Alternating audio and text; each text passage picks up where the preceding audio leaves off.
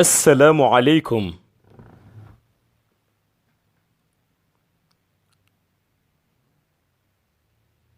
تبارك الله.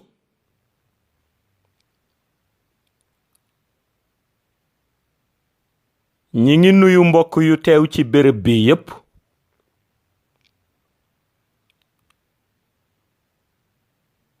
di leen ziyaara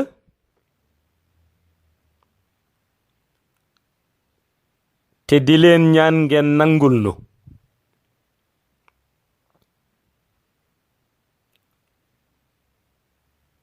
ñuy dellu di sant Yàlla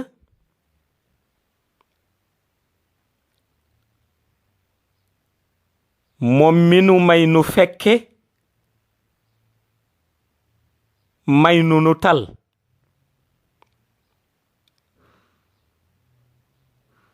dellu di yeesal sunu ziyaara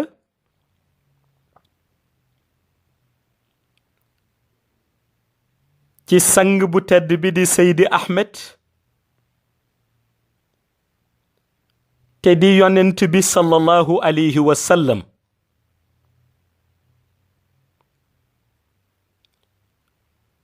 waaye dellu di yeesal sunu nekk taalibe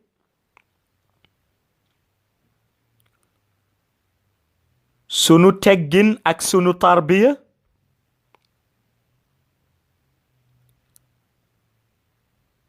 ci keppaaru sang bu tedd bi di Mawlaaya Cheikh Ahmed Tijani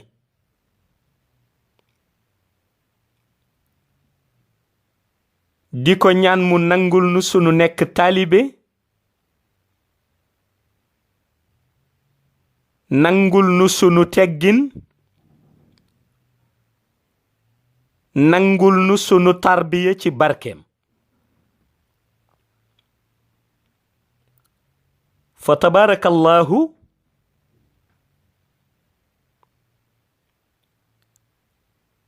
ñu dellu ci sujet ba ñoo tuddee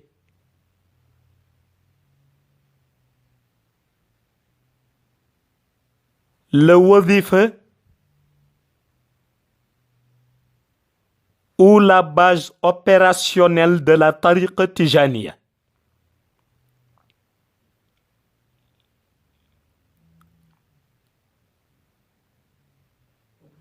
mu mel ni buñ ko jàngatee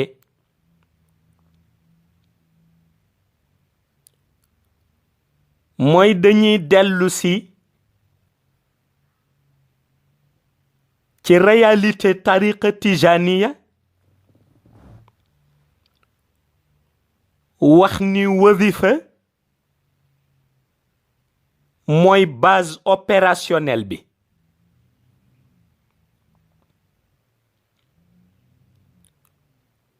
li indi nag wazifa nekk base opérationnelle u tariqa tijaniya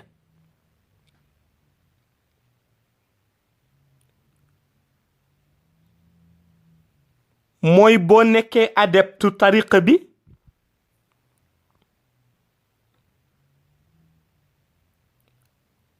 da ngay yëg ni ci biir séance mystique bi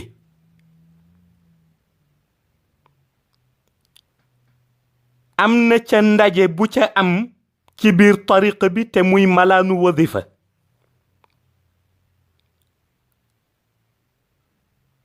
dañu lay invité yow disciple bi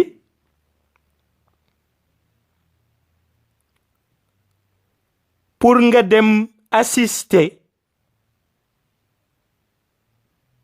ci benn séance boo xam ni yonent bi sallallahu alayhi wa sallam mooy invité d'honneur bi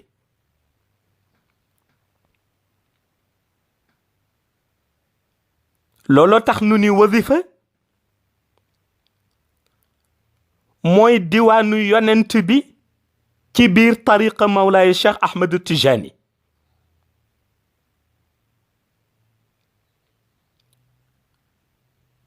waaye bu ñu seetloo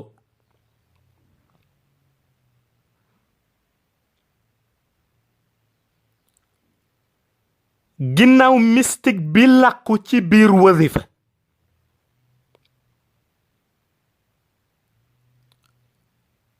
dañuy yëg ni am na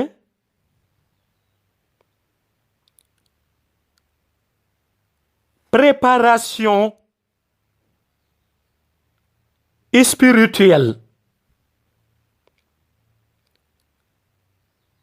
ak préparation psychologique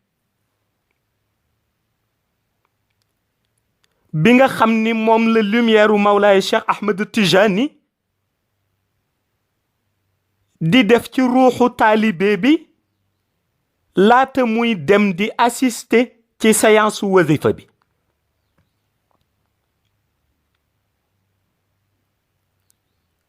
préparation spirituelle bi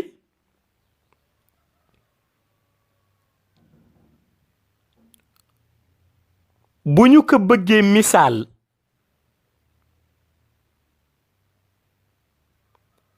ci ni ruuxu doomu aadama soxloo lumière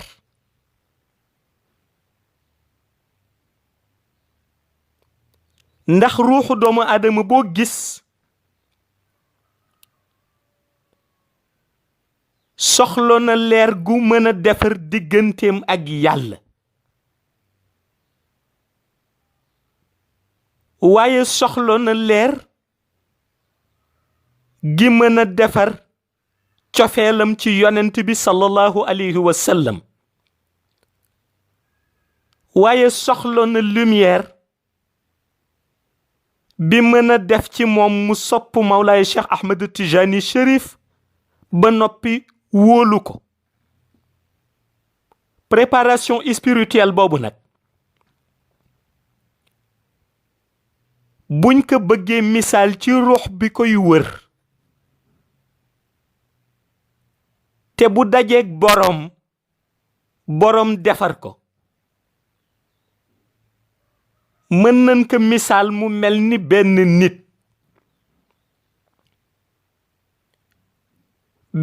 nit kuy dox ci jamono mbooya naaj bi tàng muy dox ci désert waaye ni muy doxee ci désert yépp siiw mu am benn kaasu ndox mu naan ndax mar mi ngi koy bëgg rey waaye gis nga nit kooku di dox ba yàgg rekk daldi séen benn góor gu toog ci suufu garab gu sedd toog ci ker gu sedd waaye la ca gën a yéeme mooy góor gi teg benn siwa ndox mu sedd ca kanamam gis nga kooku maroon te daje ak góor googu ci désert bi kontante bi nekk ci xolam ci ndox mu sedd mi mu gis ak ker gu sedd gi mu gis kontante gu mel noonu mooy am ci diggante ruux buy dox di wër leer ba daje ak lumière u Mawlaay Cheikh Ahmed Tijani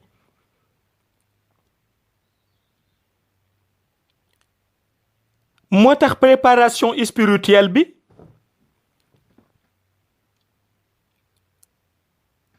Mawlaay Cheikh Ahmed Tijani daf koy préparer ci zikr daf koy préparer ci zikr jox ko laazim pour mu jàng fatihatul kitab jàng téeméeri istixfaar jàng téeméeri salaatul fatiha jàng téeméeri la ilaha illallah ci préparation spirituelle bi la ca cheikh jublu mooy nàndal ka leer comme dafa maroon waaye aussi dalale xelam lumière comme xelam dalul woon ni dina mës a rencontrer ku ko dimbali ba orienté ko ci côté lumière moo tax bu xelam demee ba dal ci lazim bi ko Mawlaay Cheikh Ahmed Tijani jox cheikh xamal ruux bi ni ko li nga doon wut si lu gën a yaatu sa yaakaar mi ngi fi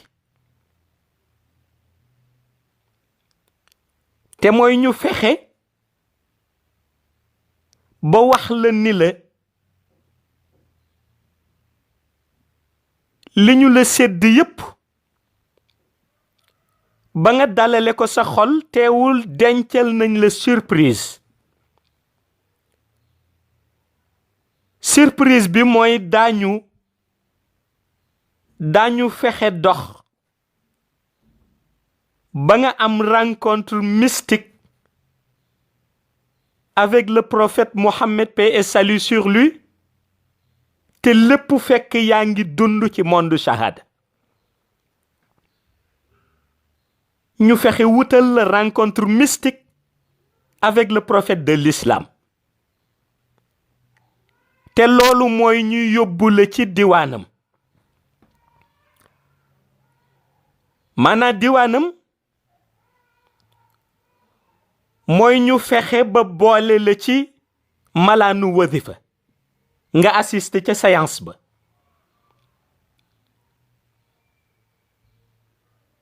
te la gën a yéeme ca séance ba mooy yonent bi mooy nekk invité d'honneur bi su booba préparation spirituelle boobu Mawlaay Cheikh Ahmed Tijani di def ci xolu taalibe bi waaye préparation spirituelle boobu Mawlaay Cheikh Ahmed Tijani di def ci ruuxu taalibe bi mooy tax taalibe bi xolam day dal te présenté guñ ko surprise bi suñu paree buñ ko jëlee ci cadre boobu ñu defal ko préparation psychologique maanaam fexe ba defar xelam defarin bu tolloog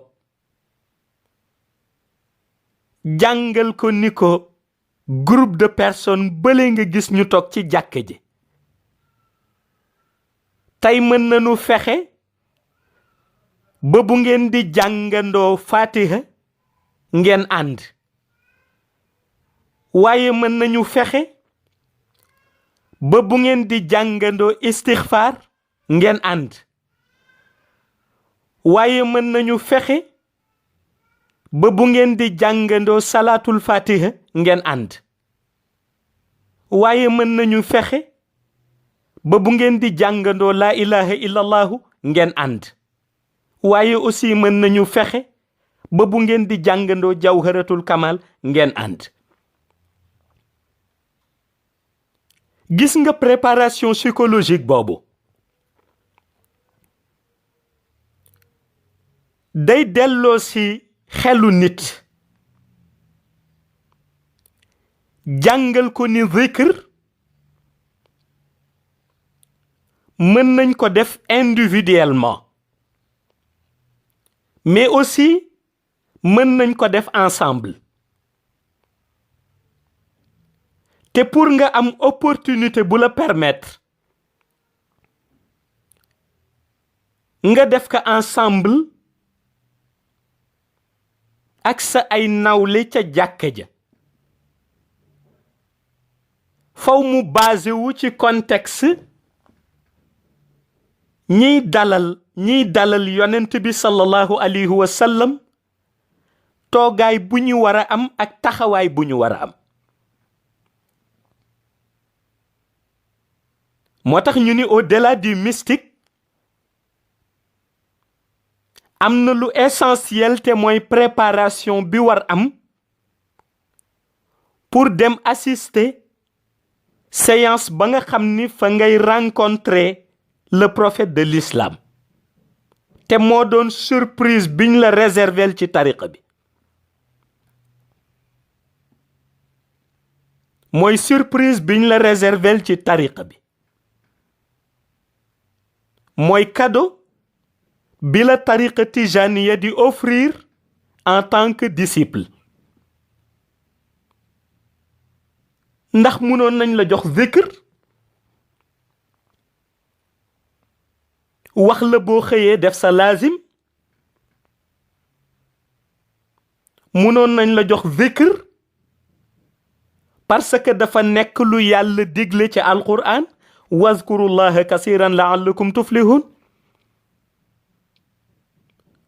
waaye jox la zikr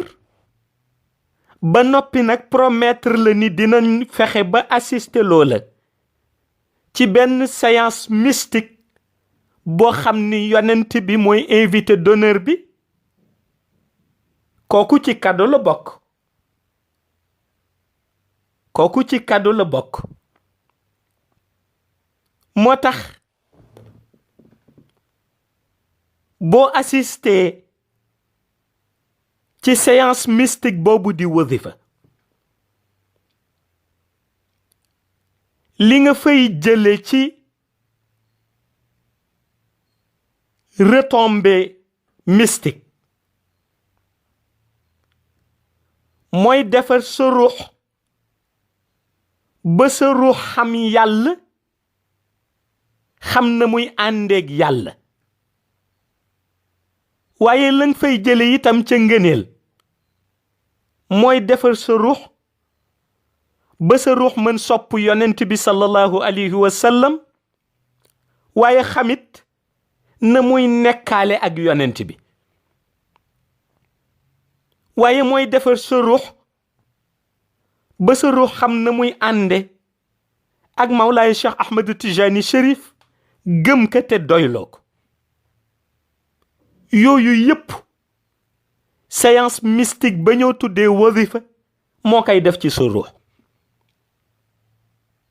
te li facilité loolu yépp mooy rencontre mystique bi am ci diggante taalibe tijaan bi ruuxam ak lumière yonent bi sallallahu alayhi wa sallam looloo tax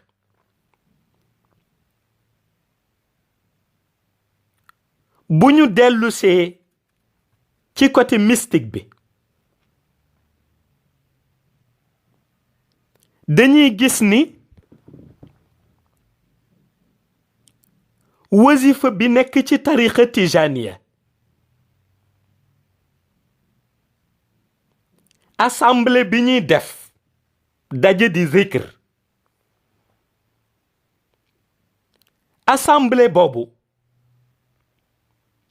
kenn ku nekk dañu ko sant pour mu fexe puiser ci biir assemblée mystique boobu mu fexe puiser ci biir assemblée mystique boobu lumière bu ko permettre ruuxam mën a nekk lu opérationnel ci digganteem ak xayb ruuxam nekk lu opérationnel ci digganteem ak xayb mooy monde xayb suñu xoolatee nit ki ci àdduna muy dox ñu yëg ci xool boobu ñu xool ko ni nit ki fexe na ba lumière ruuxam développé na ci branchement mystique bi mu jaare naane ko ci leeru Mawlaay Cheikh Ahmed Tijani waaye gis nga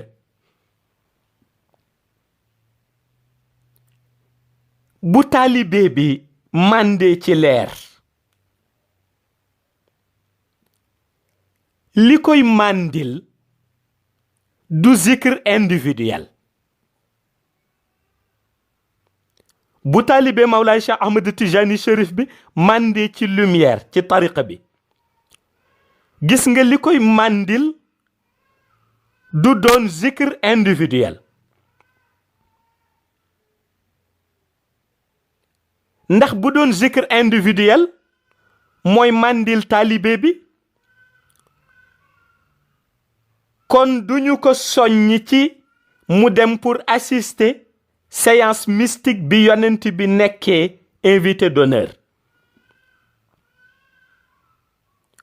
looloo tax ñuy tere ci taalibe Mawlaay Cheikh Ahmed Tijani bi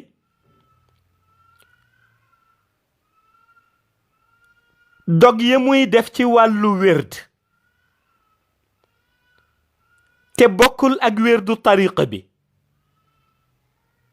ñuy tere mu fonk dog yooyu ba fàtte ni prioritéem mooy malaanu wazifa ndax léeg-léeg nga gis koo xam ni chaque jour mi ngi ci zikru turu yàlla yoo xam ni la mu cay daj guddi ak bëccëg ma nga ca waaye mënoo fexe ba gis ko ci malaanu wazif te liy màndiloo taalibe bi ci leer mooy malaanu wazifa waaye rek du zikr individuel bi ngay defal sa bopp ndax bu ku nekk toogoon sa kër yor sa kurus di zikr say turu yàlla te doo dem ca malaan ba kon bu yàggee malaan ba dootul am ñu fay toogati di dundal séance mystique boobu di wazif di ko dundal te nekk groupe looloo tax li ruux di soxlu dëgg ci tariqa bi pour mu màndi faw boroom dimbali ruuxam dem ba bokk ak jëmm yu sell yi malaan toog ak ñoom ñu defandoo seen séance de wazifa suñu paree tëj def seen ñaan loolu li muy jëriñu ruux nga tëju xalwa ay weeri weer di def sa zikr individuel du la ko jëriñ te ci benn contexte rek la ko waa ahlu haqiqa teg mooy nit mën na tëju xalwa ay weeri weer ci déegam di zikr di def zikr individuel am mais dara garanti wu ko ni ko yonent bi dina ñëw ci présence physique am wala présence spirituelle am fekk si ko ci jotaay boobu mu am ca néegam dara garanti wu ko te ki dem ci jàkka ja ñu lal malaan bi ñu wazifa su yàlla nangoo wazifa boobu bokk na ci garanti yi yonent bi garanti woon Mawlaay Cheikh Ahmed Tijani mooy dina teew ci malaanu wazifa boobu kon fexe dem rencontrer yonent bi mu leer ni la lii ci garanti Mawlaay Cheikh Ahmed Tijani lay dellu te garanti Cheikh Tijani Chérif kenn du ko résilier kenn du résilier garanti Mawlaay Cheikh Ahmed Tijani na ko yonent bi garanti woon ca bu yàgg ba léegi noonu la garanti bi di doxe te boo fekki jee malaan bi garanti Mawlaay Cheikh Ahmed Tijani bi mooy continuer di wéy te mooy teewaayu yonent bi ci malaan bi te mën nga toog di def sa zikru bopp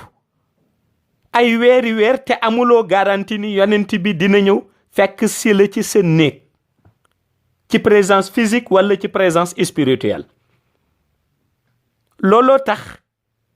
ñu ni ruuxu taalibe tijaan bi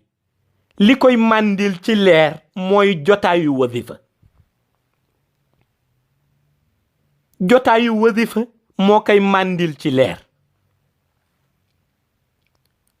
su ko defee nag bu la yàlla mayee dalub xol bu la yàlla mayee dalub xol njàngat bi nga cay def mooy da nga cay yëg ni tariqa tiijaan réalité bi am ci wazifa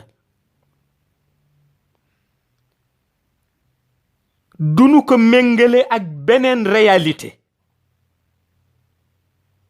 waaye garantie bi am ci wazifa duñu ko méngale ak beneen garantie waaye relation spirituelle bi am ci taalibe bi toog ci malaan bi digganteem ak Mawlaay Cheikh Ahmad Tijani duñu ko yamale ak beneen relation li ko indi mooy séance mystique bi yonent bi mooy invité d'honneur bi te invité d'honneur bi dëggal na ci garantie yi mu jox Mawlaay Cheikh Ahmad Tijani ni dina ñëw présider séance bi kon dafay daal di nekk rencontre diggante taalibe bi ak yonent bi sallallahu alayhi wa sallam waaye dafay daal di nekk rencontre diggante taalibe bi ak lumière Mawlaay Cheikh Ahmad Tijani waaye dafay daal di nekk rencontre diggante ruuxu taalibe bi maroon leer ak ñi nga xam ni am nañu leer ba doyle ko ba ku ñëw ci ñoom ñu sol la ba nga fees te mooy xadar biy jóge xayb di ñëw ci malaan bi yonent bi di seen njiit moo tax waa xayb bu ñuy xool tariqa bi ci bët di ko xool ci nekkinu tariqa bi ak toogaayu tariqa bi ci monde shahada li ni njëkk xool mooy ndax boule de lumière yiy jóge ci jawharatul kamal te di jóge ci malaan bi malaayika yi di ko gàddu di ko yóbbu ca monde xayb ndax boule de lumière yooyu ña ngay émettre loolu la ñuy njëkk xool waa xayb bu ñuy xool tariqa tijaniya ci monde shahada taxawaayam la ñuy xool ndax leer gi jóge ci malaan bi boule de lumière ya jëm ja xayb ndax malaayika ya ña ngi ko gàddu di ko indi boule de lumière ya di émettre ba léegi loolooy wane ni kon sunu demoon ba wasifaatunu xëy na nun dinañu am gis-gis ci tariqa tijaniya waaye waa xayb nag duñu ci am gis-gis ñoom moo tax wasifa di base opérationnelle bi bu ñu demoon ba lalatunu malaan wasifaatunu xëy na ñun ñi ci monde shahada teewul ba léegi dina ni am gis-gis ci tariqa tijaniya waaye waa xayb ñoom duñ ci amati gis-gis ndax ñoom bu ñuy xool ni tariqa bi toogee ci monde shahada lañu koy xoole mooy ndax leer yaa ngi jóge ci malaan yi ba léegi jëm ca asamaan ñoom loolu lañ koy xoole kon assemblée yi lu essentiel la ci assemblée yooyu lu essentiel la ci looloo taxoon Cheikh El Hadji Malick waxoon ni teewe malaanu wasifa jar na amuloo ñaari tànk ngay datatu di direeku ba ca jàkka ja nga teewe malaan ba moo tax mag ñi lu ñu jël jox ko importance capitale rek war nga jàngat ni loolu lu essentiel la ci dundu taalibe bi waaye nga yëgit ni loolu lu essentiel la ci dund bi am ci diggante ruuxu doomu aadama bi te mu seq ka ak xayb ak shahada looloo tax boo seetloo ki ñëw ci malaan bi toog préparation psychologique bi ma waxoon sànq bi mu war a njëkk am moom taalibe bi mooy na orienté xelam ni fi mu toog fi mu toog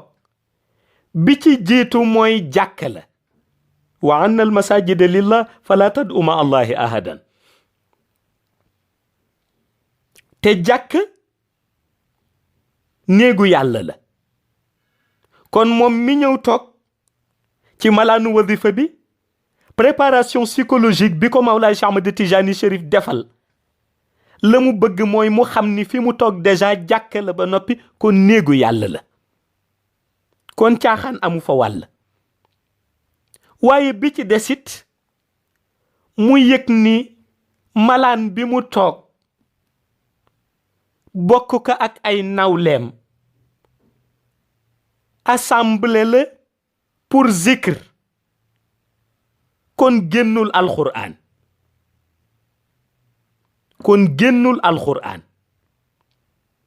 waaye importance bi mu war a jox zikr bi naka delloo ci baat bi yàlla wax ni inna salaata tanha anil fahshahi wal munkar waaye wala zikrullahi akbar kon war na teewlu ci zikr bi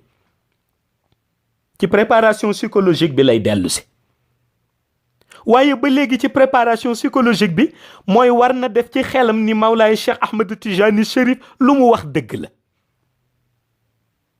lu Mawlaay Cheikh Ahmed Tijani Chérif wax dëgg la boo ko gisee dëgg la boo ko gisul dëgg la ndax moom Mawlaay Cheikh Ahmed Tijani ci boppam mooy jëmmi dëgg réalité xaqiqa ba mooy allahu huwa alxaqu walxaqu huwa allah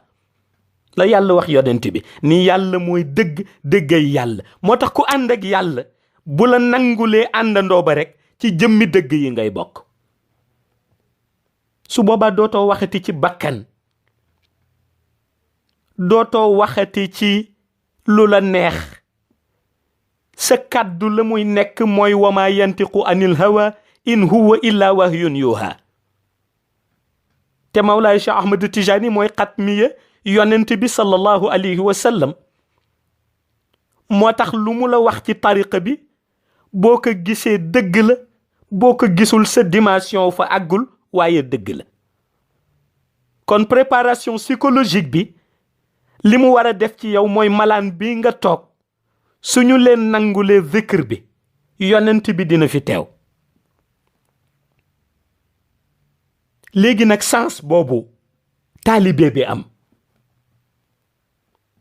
te sens boobu nga mënoon dund ba sa dund jeex te du am benn jour walla benn heure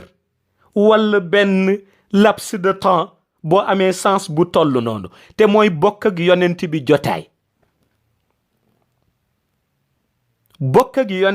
jotaay te loolu la Mawlaay Cheikh Ahmed Tijani Chérif offrir yow taalibe Tijaan bi la mu la offrir mooy fexe ba boole lag yonent bi ci benn jotaay ngeen bokk ko muy séance su wasifa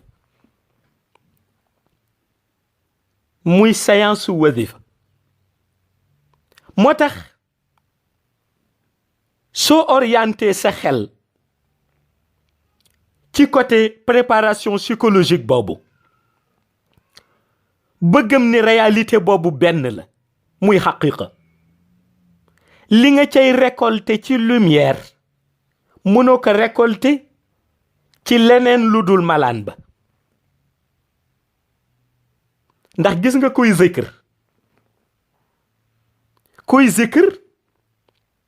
dafay entrer en communion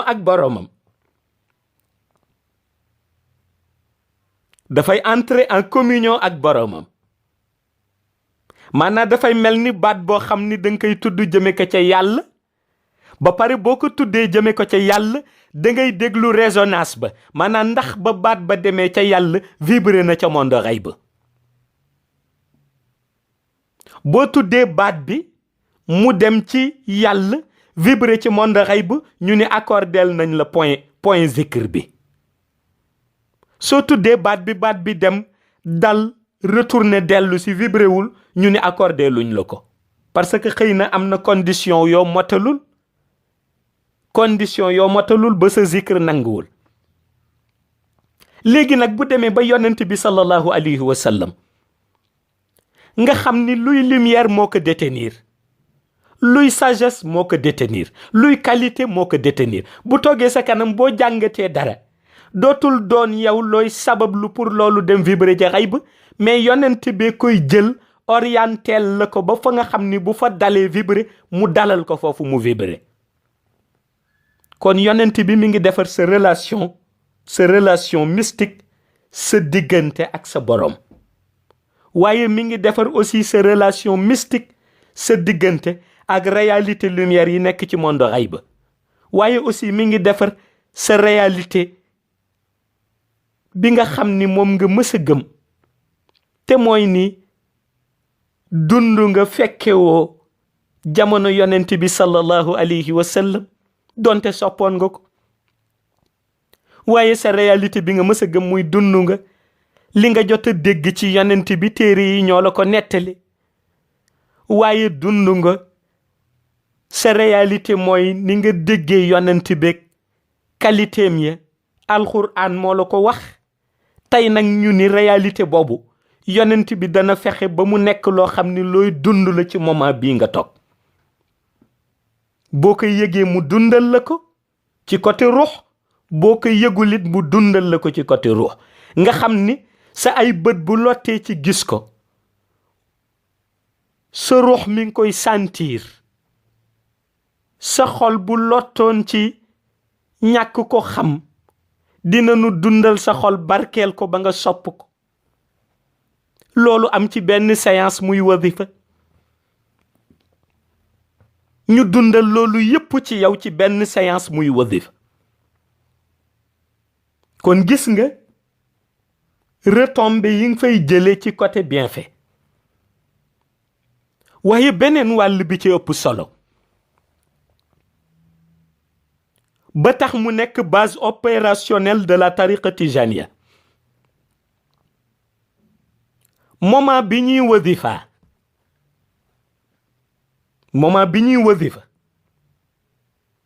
que ça soit muy wazifa suba wala muy wazifa ngoon ñi yàlla dénk wàllu basira ñu mën a am vision ci wàllu lumière yi dañuy gis ni boule de lumière yi day jóge ci malaan ba di dem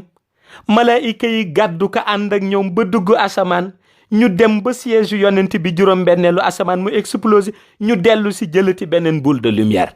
baaru xayb bu nekk ñeenteelu asamaan géej ga di vibrer waaw vibration boobu mel ni ay torche lumière yoo xam ni day nuroog ay rayon du soleil yoo xam ni benn bu ca nekk ma nga branché benn dënnu adeptu tariqa tijaniya bu Mawlaay Cheikh Ahmad Tijani Chérif nangul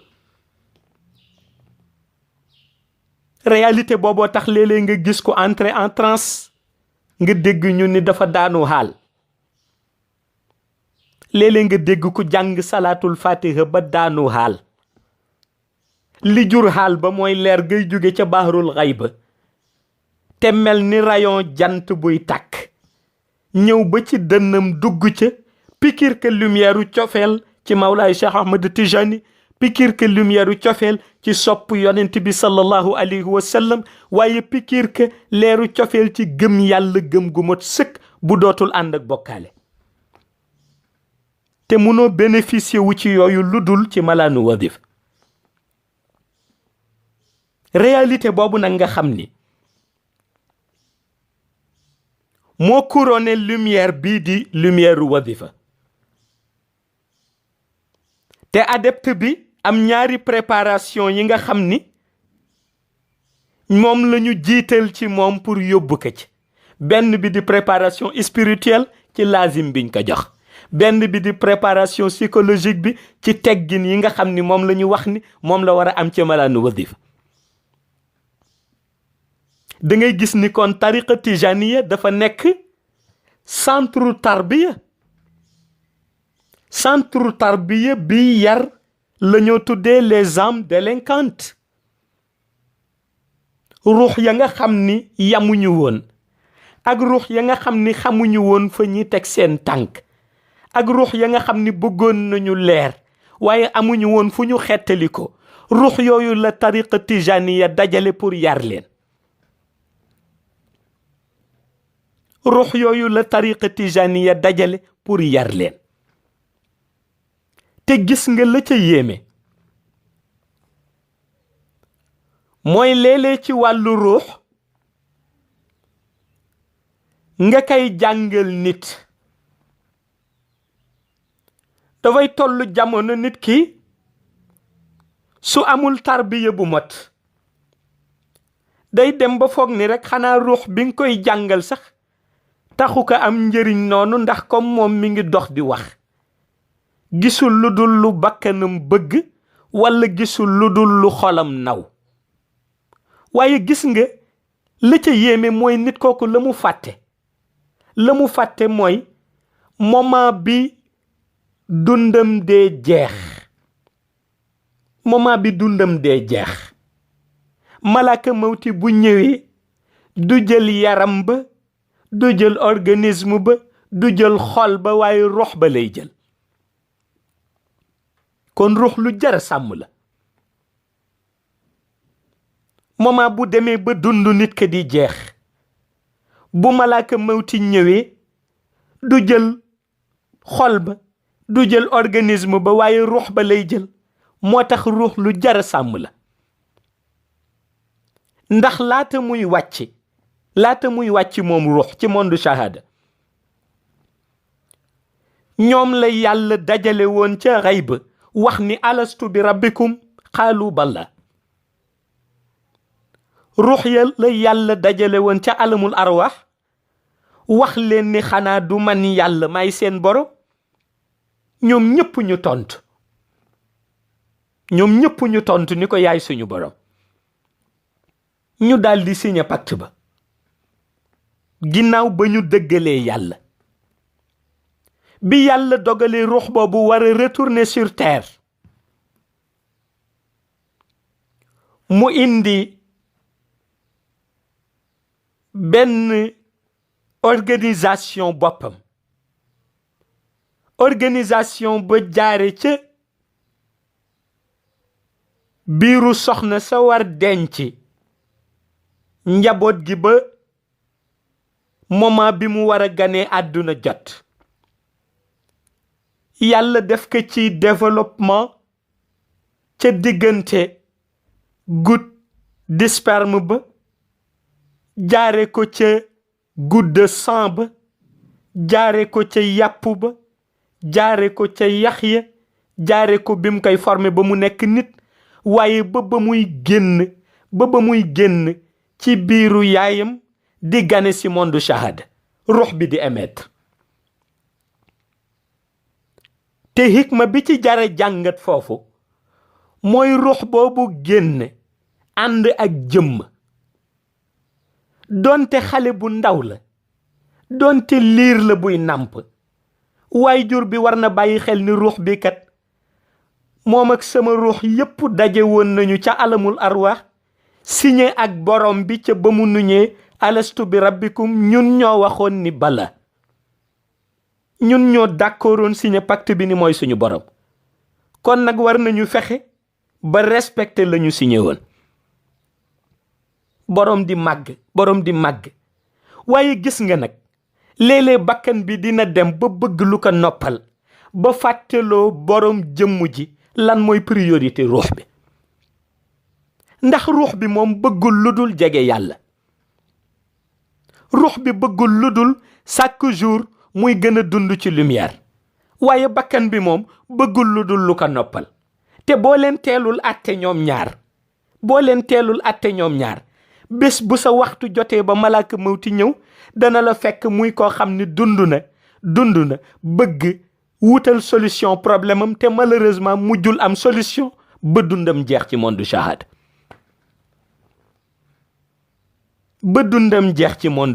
te léeg-léeg mooy indi nga gis nit koo xam ni juddu na di poser boppam ay question, waaye malheureusement trouvé wul réponse ba dundam jeex. te ki muy dal mooy ki nga xam ni ci dundam dimbaliwul boppam ba àtte diggante ruuxam ak bakkanam, ndax jëmm ji moo leen war àtte. te pour jëmm ji àtte leen faw mu utiliser xelam. Préparation psychologique bi mu jële ci rencontre bi mu am ak Mawlaay Cheikh Ahmed Tijani ci côté lumière, pour jëmm ji àtte leen faw mu utiliser xelam. sa xel nga mën a utiliser pour àtte sa ruux ak sa bakkan, ndax sa bakkan bëggul ludul lu ko dalal, bëggul ludul lu ko noppal. sa ruux bëggul ludul lu neex yàlla, bëggul ludul jege yàlla. te yow jëmm ji yaa war a doon arbitre bi pour àtte leen. boo leen di àtte nag, bu fekkee sa formation ci côté spirituel dëgër na, su fekkee préparation psychologique biñ la defal dëgër na, da nga war a bàyyi xel ni li yàlla def te mooy indi la ci monde shahada dafa am lu ko waral. afa xasibtumu annama xalaqnaakum abasan wa annakum ilayna la turjaun. da ngay yëg ni indi bim la indi ci monde shahada dafa am lu ko waral, te forcément jour dina ñëw di nga delluwaat ca moom yàlla. te la gën a yéeme ca dellu ba mooy booy dellu ki muy yabal moom yàlla muy ndawam pour kooku jël si la indi la nga dellu si ngeen amaat rencontre mu xool ndax résoudre nga sa ay équation wala résoudre ko. kooku muy yabal waxu ko jëlal jëmmu ja, waxu ko jëlal xol ba, ruux ba rek la ko wax mu indil ko présenté ko. kon soo amee préparation psychologique bu mot, la ngay def mooy jël ruux bi def ko priorité. jël ruux bi def ko priorité parce que xol bi àdduna la bëgg, te àdduna daf lay trahir. boo génnee àdduna rek àdduna trahir na la. soo ko bëggoon nit dootoo ci bénéficier wu. kon liy priorité mooy ki bëggoon yàlla. ki bëggoon yàlla doon sàkku bés bu xëyee gën a jege yàlla, doon sàkku lu neex yàlla mooy ruux. kooku nga war def priorité. te ruux lenn rek la la ñaan. ruux bi lenn rek la la ñaan mooy nga fexe ba nàndal ka ci leer ba mu mën a tenir ba malaaka mawti di ñëw. loolu rek la ruux ñaan, nga fexe nàndal ko ci leer. te pour nga nàndal sa ruux ci leer munoo ko jaare ludul ci principe bu yàlla yi yàlla bëgg nga taxaw ci. inna salata tanha anil fahshahi wal munkar. waaye aussi munoo ko jaare ludul ci zikr wala zikrullahi akbar. munoo ko jaare ludul ci zikr, ndax communion bi doomu aadama bi di am ak boromam, communion boobu ci lay jële chaque jour lu mu dundalee ruux bi. ndax gis nga ni yaramu nit ki soxloo bu nit ki xëyee am lu mu lekk, bu nit ki xëyee am lu mu naan pour mën a taxaw, pour bëtam yi mën a leer, pour mu mën a dox soxlaam. ñu ne nit ki soxla na bu xëyee am lu mu lekk, bu xëyee am lu mu naan pour organisme mën tenir. noonu la ruux soxloo leer moom it pour mën tenir. malheureusement ñu bari dañuy rek jublu ci seen bakkan la mu soxla, fàtte ni ruux ba it dafa am lu mu soxla. ruux li mu soxla moom bu xëyee na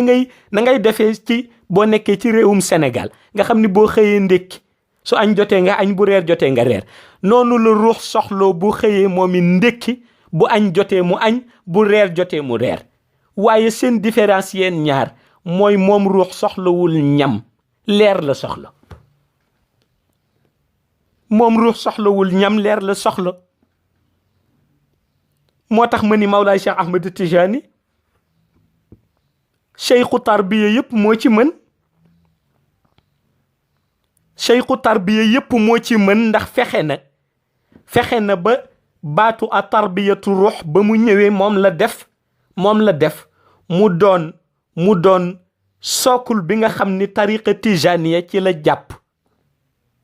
jàpp pour taxaw. sookul bi tariqa tijaniya jàpp pour taxaw mooy a tarbiyatu ruux. Mawlaay Cheikh Ahmed Tijani bi mu ñëwee la mu def priorité mooy yar ruuxu taalibe yi, ndax yëg na ni nit ki di soxloo bu xëyee lekk am lu mu naan pour mën a taxaw, noonu la ruux soxloo lumière. moo tax bi ruux bi xëyee Mawlaay Cheikh Ahmed Tijani ni faw ñu jox ko ndékki. ndékkee mooy lazim, ni ko jàngal fatiha mu jàng, jàngal téeméeri istighfar mu jàng, jàngal téeméeri salatul fatiha mu jàng, jàngal téeméeri la ilaha illallahu mu jàng, muy ndékkeem. waaye aussi mu fexe ba jox ruux ba la mu jëfandikoo ca ngoon nga, ndax jox na ko la mu ndékkee, kon faw mu jox ko la mu jëfandikoo ca ngoon nga mu doon reeram, te mooy wasifa. fexe na ba ni ko it bu ngoon jotee fexeel ba na nga jàng fatiha, jàng 30 istighfar, jàng 50 salatul fatiha, jàng 100 la ilaha illallah, jàng 12 jawharatul kamal mu doon sa reer. waaye nun bu dee Sénégal comme dañoo miin xëy ndekki, bu añ jotee nit ki añ, bu reer jotee mu reer, te bëgg nga it sa ruux na ngay joxe sa yaram ndox, na ngay joxe sa yaram ñam pour yaram bi continue di dund. boo bëggee dundal sa ruux noonu yi tariqa tijaniya jox na la yoon bi. tariqa tijaniya jox na la yoon bi, ndax boo xëyee dana fexe ba def loola laazimu suba mu mel ni ndekki ci yow, bu ngoon jotee mu def loola laazimu ngoon mu mel ni añ ci yow, bu timis passé mu def loolu wasifa mu mel ni reer ci yow. su ko defee yow it chaque jour boo toppee loolu doo layoog sa ruux mukk, ndax ni ngay dundalee sa yaram noonu nga koy dundale. waaye boo bëggee nag mise wu rek ci dundal sa yaram, waaye doo zikr benn yoon, doo julli benn yoon, doo wax ju jëm ci leer benn yoon, na la leer ni sa ruux dana layoog yow. sa ruux dana layoog yow ndax la mu bëggoon nga ko xañ, te bakkan bi la mu bëgg nga jàppale ko ci. moo tax ruux bi di layoog yow, ndax day yëg ni li bakkan bi bëgg yaa ngi ko ciy jàppale, waaye moom ruux ba la mu bëgg yaa ngi ko koy xañ. te bu malaaka mawti ñëwee du jël xol ba, du jël tànku nit ka, du jël loxo nit ka, ruuxu nit ka lay jël delloo ko présenté ko yàlla. présenté ko yàlla, te pour yàlla accepté ko faw mu doon ko baax. yaa ayyatuha nafsun mutma'inna irji'a ila rabbiki radiyatan mardiya fadxuli fi ibadi wadxuli jannati. pour yàlla accepté ko faw mu doon ku baax. pour yàlla accepté bakkan bi faw bakkan bi doon bakkan bu baax. te bakkan bu baax nag li koy soqat mooy ruux boo xam ni lépp leer la. li koy soqat mooy ruux boo xam ni lépp leer la. moo tax fexe ba communion bi ngay am sa digganteeg sa borom bañ a dagg lu am solo la. te am na ñu bare àdduna daf leen a yóbbu ci ay problème, yóbbu leen ci ay contexte, yóbbu leen ci yu amul bopp amul genn, ba fàtte nañ ni loolu mooy priorité. dañuy dem ba fàtte ni ruux lu ñu war a dundal la. ñàkk ko dundal mi ngi mel ni ku jël benn picc tëj ko ci benn case te du ko xontu. moo tax imaamul Ghazali bi mu fi jógee ndeysaan lettre ba mu bindoon bokk na ca mu wax njabootam yi yëkka doon liir ni leen yéen a ngi jaaxle ci loolu ngeen seen mu tëdd ci matelas bi nu di ko tuddee cadavre. mu ni na ngeen xool rek nu leen neex ngeen def, bu leen neexee ngeen suul ko, bu leen neexee ngeen sànni ko, ndax man maa ngi nii toog jàkkaarloo ak yéen di leen xool. waaw pour wax la ni relation boobu mu leen doon jàngal foofu mooy diggante relation ruux ak nafs. mu di leen jàngal ni jëmm ji dès l'instant ñu rocc ruux ba, jëmm ja ma ngay gis boppam. bu ñu roccee ruux ba jëmm ja ma ngay gis boppam. ndax borom jëmm ja ña taxaw di ko jooy, ñi taxaw naan génn na àdduna, moom ma nga toog di leen xool. présence spirituelle baa ngoog. moom ma nga toog di leen xool ndax réellement du kooku tëdd ci lal bi ñu ni génn na àdduna. Réellement mooy ki fi malaaka mawti jële, kooku mooy le réel. waaw réellement mooy ki fi malaaka mawti jële. comme ki fi malaaka mawti jële nag am na pouvoir u mën a xoolaat ñi koy dëcc, am na pouvoir u mën a seetaan ñi koy dëj, am na pouvoir u mën a seetaan ñi koy miiraas. Yàlla may ko pouvoir boobu mu toog di leen seetaan. te loolu mooy li imaamul Ghazali yi wax mbokk yey lire lettre ba, bind ca lettre ba laata muy génn àdduna na leen loolu ngeen di seen mu tëdd jaaxal leen, ngeen di mettit lu ñuy naan ñàkk nañu sëriñ, ñi naan ñàkk nañu mbokk, ñi naan ñàkk nañu baay. mu ni leen loolu daal na ngeen xam ne amaluma njëriñ fu mu toll. bu leen neexee sànni leen ko, bu leen neexee gas leen ko denc, waaye man maa ngi nii di leen xool. di leen jàngal diggante relation bi am ci diggante ruux ak nafs. di leen ko jàngal muy réalité bu am solo. te loolu li leen ko may ñoom mooy fexe ba nan doon dundalee seen yaram ci la muy soxla ci lekk ak la muy soxla ci naan, noonu aussi lañu doon dundalee seen ruux ci la mu doon soxla ci lumière. ñu fexe ba seen communion seen digganteeg seen borom daggul benn yoon. looloo tax nag loolu boo amee sens bu tolloog Mawlaay Cheikh Ahmed Tijani Chérif accepté le comme disciple. sens boobu yëpp yaa ngi koy récolté ci biir tariqa tijaniya. moo tax ngay dégg toujours mag ñi guddeeg bëccëg ñuy ñaan yàlla nañu Mawlaay Cheikh nangul sunu nekk taalibe. léeg-léeg daf lay sax jaaxal ndax da ngay gis mag mu koy ñaan te nga yëg ci mag ma ni moom su ko nekkul kenn du ko nekk. waaye fekk na ñoom dañu yëg ne réalité bi am ci biir tariqa tijaan, xaqiqa bi am ci biir tariqa tijaan, barke bi am ci biir tariqa tijaan dépassé na rek limitu confrérie. dépassé na lu noo tuddee rek tariqa, ndax dañuy yëg ni seen dundu àdduna ak seen dundu àllaaxira yëpp ma nga gàllu ci mbaggu Mawlaay Cheikh Ahmed Tijani. te nag Cheikh attan na ko ndax fexe na ba kenn ku nekk jox na la loo xam ni ëllëg yawmal qiyaam boo ko gisee dem àjjana, boo ko gisul dem àjjana. l'essentiel toppal ay conditions am rek. kenn ku nekk Mawlaay Cheikh Ahmed Tijani Chérif fexe na ba yar ci yow teggin boo xam ni boo ko respecté fii, boo ko gisee ëllëg dem àjjana, boo ko gisul ëllëg dem àjjana. te mooy li mu fexe ba yow taalibe Mawlaay Cheikh Ahmed Tijani bi jël wérd, sa ruux communion bi am ci digganteem ak boromam du dagg mukk. chaque jour ma ngay gën a beesaat, te ma ngay beese ca laazimu suba, di beese waat ca laazimu ngoon, di beese waat ca wasif. looloo tax wasifa nekk base opérationnelle bu tariqa tijaan. ndax réalité yi taalibe bi daan sàkku yëpp réalité yi te ko su demee ca assemblée ba ñoo defee séance mystique ba ñoo tuddee wasifa, yonent bi pare ne ko. bu yonent bi ñëwee bu ko tegul bët, lumière yonent bi barkeel na ruuxam. te ku lumière yonent bi barkeel sa ruux texe nga. moo tax réalité bi fi ne fu mu ne mooy gëm Mawlaay Cheikh Ahmed Tijani doyloo ko te wóolu ko. loolu mooy réalité bi fi ne. moo tax fa tabarakallahu ñi ngi ñaan yàlla na yàlla yàgg di ñu def taalibe Mawlaay Cheikh Ahmed Tijani te nangul ñu ci zahir, nangul ñu ci baatin, may nu nuy ànd ak moom àndu abadan ba biir illiyin. assalaamu aleykum wa rahmatullahi taala wa barakatuhu.